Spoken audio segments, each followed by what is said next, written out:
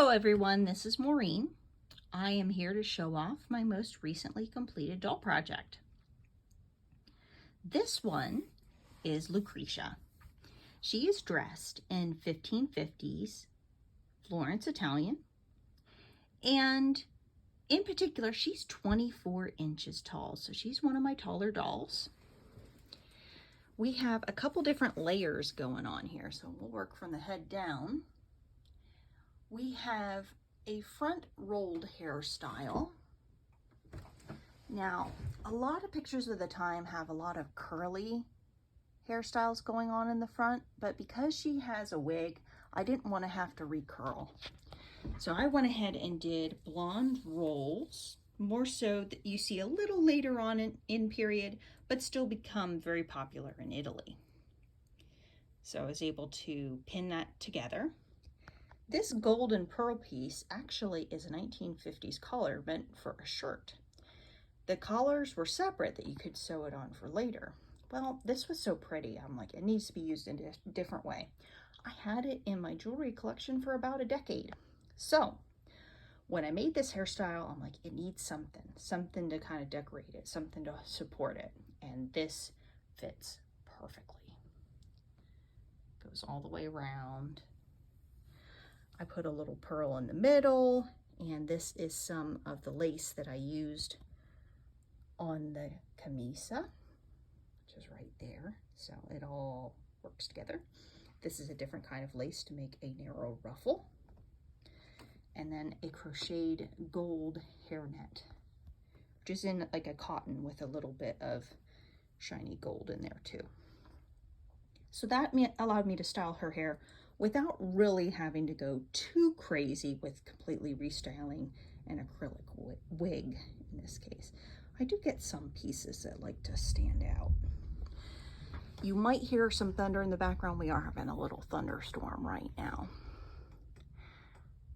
I don't know if it's being picked up by the microphone. The next layer is the gamurra, which happens to be this layer right here, which has a bodice with green and gold soutache and green cord. And that follows all the way down and around the bottom of the skirt. There is an underskirt, so there's a split layer, which is a stamped green velvet, which also has more green cord. This layer, the outer layer here, is a Gionora. I probably mispronounced that. Gione, maybe? Hard to say. But this layer is more like a loose outer layer and can be styled a couple different ways. I actually attached at the bottom corner this portion, which allowed a nice opening to show off the side of the outfit and the beautiful skirt. It's also lined in the same green silk dubioni as what the gamurra was made out of. So I used an entire 2 yards to make this and to do the lining here. There are 6 yards of this different soutache trim that are on here. There's about 2 yards of the green and the gold, which is accented up and around the collar and on this area and straight down the back.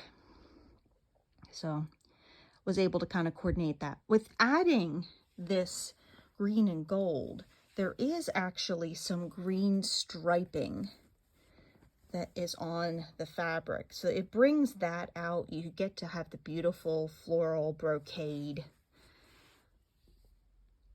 And I did a green corded belt with tassels with what I had left. So I used, I think, at least 15 yards of the cord. I used 6 yards of the green and gold soutache. It's also accented on the sleeves too. So I used a lot of trim on this, and to be honest with you, it totally has paid off. It is just stunning from head to toe. I couldn't be more pleased, to be honest. And I had taken pictures of her without the neck ruff and the wrist cuffs, and it looked good, but to me, it just needed a little bit of something. And to be honest with you, getting the wrist cuffs and neck ruff really just gave it that Renaissance pizzazz that I needed. And because she's a bigger doll, they're much more subtle because of using a smaller size lace. The wider ruffs tended to be done later in period. The neck and wrists tend to be a ruffle that works its way into a more standing collar. But that is Lucretia. She looks fantastic. Oh, that one shaked the windows a little bit. Must be a close one. But yeah, I mean, the underdress itself is just beautiful as it is.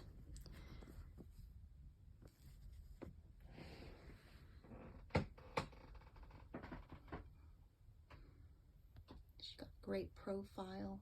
Very much reminds me of something from a 16th century portrait, which was totally the goal.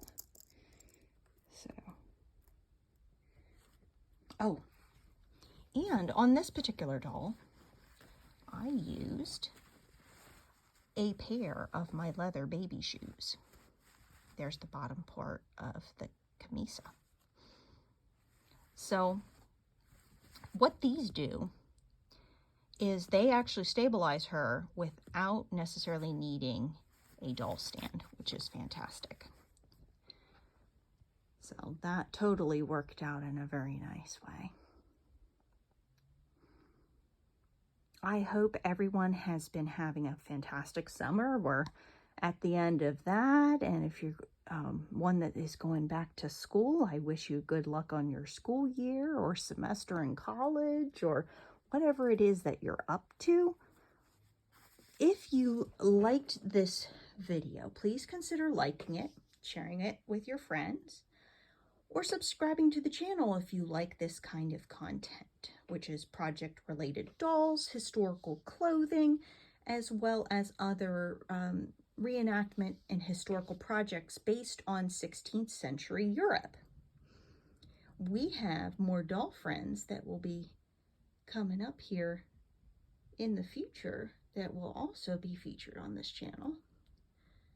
This young lady over here is getting her neck and wrist ruffs as we speak. So, and I have fabrics picked out for those two, and I have some fabrics that may work for Claudia over there, our taller lady. I just don't know if I have enough. I happen to actually be taking a break, so I will also see if I can find any other fabrics that may work for Ms. Claudia. We'll see. But in the meantime, feel free to leave a comment, especially that makes the algorithm very happy. If you have any questions in particular, I always love to answer questions. You can, of course, put them down in the comments. You can contact me also through my other social media items, which are in the About sections of this channel. There's also a community section if you did want to post a question there. So there's a lot of options for you to be able to communicate with me. I hope that you have a great day, whatever it is that you're doing, and I will be seeing you all in my next video. And I update once monthly, and we do crafty fun over here. And I will be seeing you all in my next video. Take care. You have a good day. Bye.